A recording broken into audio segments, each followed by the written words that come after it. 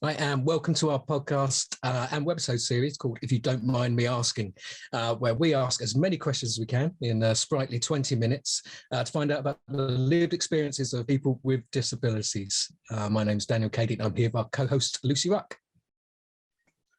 Lovely to be joined today by Heather Lacey from Evershed, Sunderland.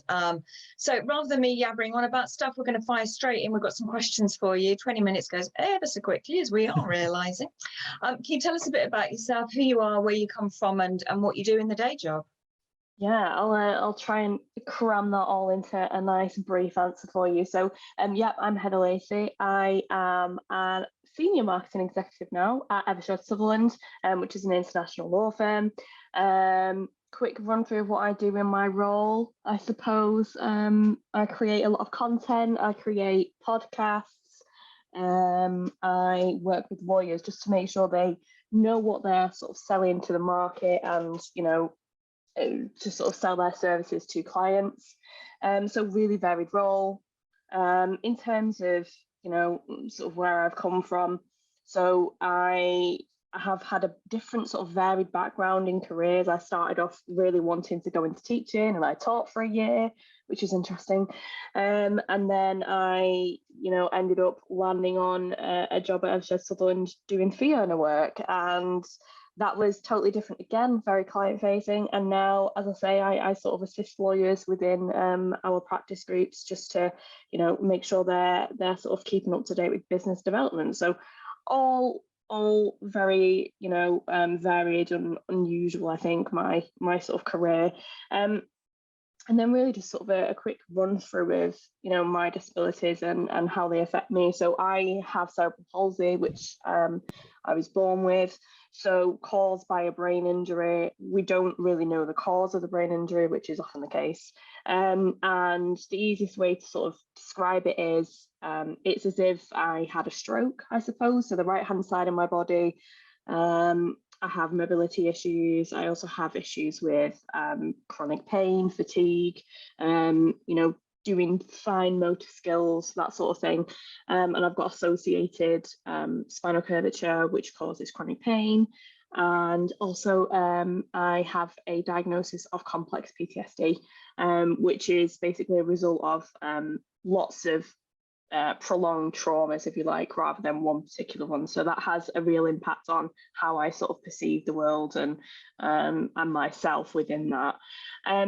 So in terms of, you know, how that overlaps with my role, there's obviously lots of different things for me to consider day to day, particularly in the environment. You know, we're a large corporate environment. We do lots of different work for a huge variety of clients, and you know, there's sort of those pressures as well, and time constraints and deadlines to meet. So lots of different things for me to think about there when it comes to disabilities and working in this kind of workplace, particularly when I think about what I used to do, which was, you know, I taught for a year, which was another different kind of stressor.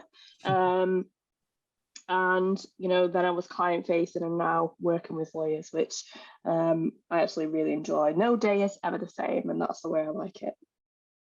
Fantastic. Sounds like quite a mixed audience as well.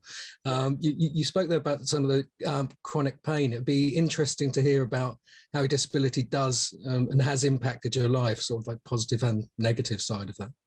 Yeah, so chronic pain is a key one, really, a key symptom for me. And that sort of means for me, you know, I'm in a level of pain every day. That will fluctuate. And I think, you know, what I've learned within sort of the disability community and speaking to friends and making friends with people with all sorts of disabilities is things fluctuate. There's no one day that I wake up and think, oh, I feel exactly the same way as I did yesterday. Some days I maybe might anticipate or expect that I'll have more pain than others, maybe because I've, I don't know, spent too long cleaning the kitchen or something and overexerting myself. But then other days I can be super active and be okay. And then some days I'll wake up and just be in a lot of pain for no particular reason. So everything fluctuates. And I think that's the same with my fatigue levels as well. So some days I I'm never fully refreshed, and I think there's always this preconception that if you have fatigue, you can have a nice sleep and get into some great sleep hygiene and all that, and suddenly you'll be well rested and you'll feel great when you wake up. I never, I could fall asleep as soon as I wake up. Some days I have to have naps midday. Some days I nap for a few hours after work, which I'm pretty sure doesn't count as a nap anymore. But needs must. So it's sort of, these things really do, affect me on a different basis every day. Does that sort of answer the question? Yeah, I think that the chronic pain one, it's something people don't often talk about, because let's face it, I mean, disability is not sexy in itself in many ways, although it kind of should be. Why not? But chronic pain just sort of, I mean, it just sounds really miserable, doesn't it? And it is. And I know we were talking about our own experience of chronic pain, and it does fluctuate. And sometimes you can go, it's because I was really busy, say, cleaning the kitchen, making the bed yesterday or whatever, and so therefore it's flared up. Other times it just happens. My chronic pain often comes at night and bizarrely integrates itself into my dreams, which is kind of like, really, I can't work out if I'm actually having the pain or if it's a dream, and that's really confusing. But I know you were talking as well, we were talking about balloons, which I thought was really intriguing as well. Can you tell us about the balloons? The balloons. So I do mention this to people occasionally. Like, I guess it's not irrational to me. It makes sense now. I understand what's causing it, but I really cannot stand balloons, loud noises, sometimes motorbikes revving, or gunshot sounds, those sort of things. I am filled with such a sense of, I can't describe it, doom, fear, and for the longest time I just thought I was a bit weird, honestly. I remember feeling absolutely petrified of like fire alarms at school, for instance, and it wasn't until I was in my late teenage years that I found out a lot of people with neurological conditions, particularly brain injuries, will have a heightened startle reflex, and that's what that is. And it's not just, I can say if I want to go and see fireworks, I might anticipate that there's going to be a loud noise, but it doesn't negate the fear or the reaction to it. And the startle, because I have cerebral palsy, the startle is also painful on my muscles, because my muscles are painful anyway. So it can flare everything. And I think, you're completely right. Balloons, I do not like balloons. I would rather just not have balloons at all, just in case they pop. But yeah, it's a weird one. I think obviously now I know I have complex PTSD as well. That probably plays a massive part into it too. So yeah, it's a weird one, but I think interesting to understand. So for me, fire alarms at work, I have like a little reminder telling me when we're going to have a test every week. And I always carry a pair of earplugs with me wherever I go. So if I do start having noise sensitivities or issues, it might not just be a bang, it might be, sometimes I just get completely overwhelmed with noises. I'll pop them in and things are a little bit more tolerable, I suppose, bearable there. And I guess there's something about explaining to other people in terms of why you're behaving like that around balloons, because to other people, it's not a typical response, is it? No. I'm going to move us on. I'm just so aware of time and I want to cover so much. So I was going to ask about insults. We haven't really covered this in a lot of the other podcasts, but when we were chatting, you gave us a really interesting insult that you'd received. And I just wanted to talk around that a little bit as well. Yeah, insults. I mean, I'm sure every disabled person will have come across an insult, sometimes on a very daily basis. But I think for me, the most surprising ones have been, questions of, I don't know how you do it. How could you live like that? And for me, I've been born with cerebral palsy. This is just my life. I've not known any differently prior to that. So obviously it's an incredibly rude thing to say anyway. I'm not sure you'd say that about, well, a lot of people wouldn't say that about other things that maybe you just, I don't know, you're born with brown hair, like, I could never do it. So yeah, obviously terrible thing to say. But also I think there's this very real difference in the way disabilities perceive, particularly when someone's born disabled and when someone acquires a disability. Now, I always bring Andrew, my fiance, his example into this. So he has MS. So, you know, we're a household. I have cerebral palsy. He has MS. We have a great time, just a neurological condition household. But as a result, you know, he's had a life sort of pre-MS and pre-MS diagnosis. And he can sort of, you know, think back to how things maybe were for him. And I don't have that. So I think that's it's a really interesting point, because a lot of people who are born disabled, I think they, you know, they just can't conceive that this would even be a thought that someone would have. You know, how do you cope? I could never deal with that, because, well, we do. It's just our everyday, right? Yeah. And I think there is a difference in the disability community for people who become disabled and people who have always been disabled, because there is that difference in perception in actual real life as well. You know, they can see what life was like before. So it's a real interesting dynamic. And I think the contrast, I feel like I'm far more along, if you like, in my disability identity and how I feel about identifying as a disabled person. Whereas someone who seems to acquire a disability, I think, is more likely to not want to say that they're disabled, not want to give in, or they have, you know, language around that, not giving in, wanting to battle, fight, be a warrior. And I don't find that very useful. I don't think that's a useful way to frame things, because no one has to fight their disability or illness. It's just sometimes a part of your life, and, you know, it's a part of who you are. And I think whether you're born with it or you develop it, it's just another sort of beautiful facet of, you know, the variety that we have of people. It's just a facet of normal, isn't it? Absolutely. And I agree. It's interesting because I acquired my disability rather than being born with it, but I was quite young. I was 17. And actually, I kind of embraced it. I'm getting wrong. I felt a bit of self-pity went on in there, inevitably, as does with these things. But I kind of love that sort of disability pride movement almost, where actually it is a massive part of me. Don't deny me my disability. It made me who I am. And it helped sort of shape and mold this person in the same way my kids did, or my partner, and whatever. It's just different facets and components of the person I am. So that's really interesting. Anyway, I'm going to hand over to Dan, who's got a question. That was our yabber on as well.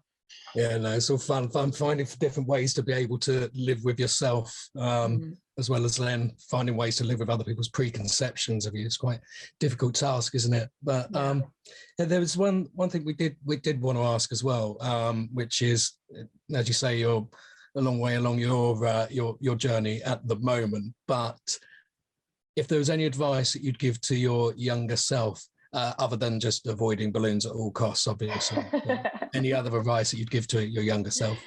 Oh, that's a really nice one. To be honest, I think I mentioned this last time when you know, we had a quick catch up. I always feel quite nostalgic thinking about my younger self, because I grew up in the 90s, 2000s was sort of when I was accessing a lot of treatment and medical care, and nothing was ever really explained to me. I was very scared child. I didn't, you know, I was going to hospital. No one really told me why. No one told me, you know, what this was going to mean for me growing up. And I think there was, you know, basically because I could walk, and this is another a whole other, you know, story we could talk about. But because I could do that, all of my other symptoms were sort of not really acknowledged at all. So once I got to the stage where I was walking pretty well, I'd had surgery and everything, the pain wasn't ever explained. You know, these neurological differences that I had weren't ever even accounted for, never mind explained. And I was just really, really anxious as a child, and I understand it now. I think things are getting better, and I hope they're getting better for young people, particularly with disabilities like cerebral palsy, because, you know, we continue to have cerebral palsy. I continue to have it. I've not grown out of it. But my medical care stopped when I was 16 because I was no longer a child. But what I would like to say to her is you'll find a way, like you'll get there, you'll get through it. I think it would have been great for me to have been told that by someone, rather than seeing all these lints and things that I suddenly had to do in my everyday life, and then all of a sudden being told I also needed a spinal brace and I might need surgery on my spine because of the curvature there. It would have been great for me to have someone to advocate for me and actually say, you know what, it's fine, you're going to get through this. People get through this, and this is just part of who you are, and that's okay. That's more than okay. So yeah, I think that's probably what I'd say to little Heather. Little Heather, I feel all maternal over little Heather. I know. And then you'd go, you're going to have a fiance, you're going to have a gorgeous dog who we saw at the beginning. I need dog's name. She's called Sadie. She's currently napping. Hard life. I know, it's a dog's life. So I'm going to ask, if you could make a call to action to anyone, what would it be and what would it be for? Yeah, so I mean, I am really keen that we keep this on the agenda, particularly for employers. I know we all like to give ourselves a pat on the back when we've done something great, and we should be celebrating, but disabled people are not going away. We're here to stay. Likelihood is we're probably going to increase in number. More people are, living longer. They also might be working longer. We have medical advances and technologies that allow people to sort of live with all sorts of different disabilities and illnesses. We're not going away. We're at least 1 in 5 of your workforce. And we need to make sure that there's always things progressing and changing, and there's room for improvement. Sorry, I just got a hospital letter come through the door. That's very apt, isn't it? So, there's always room for improvement, and we need to continue to keep this at the very top of the agenda. This affects everyone in every intersectionality. So there's no excuse to stop what we're doing just because we've maybe done a good job in some areas. We can always do more. One of my favourite little quotes I've used sometimes, and I can't remember where I heard it, but I think so many people have used it now, but disability is the only minority group that anyone can join at any time. It knows no barriers. And I think that's absolutely true, isn't it?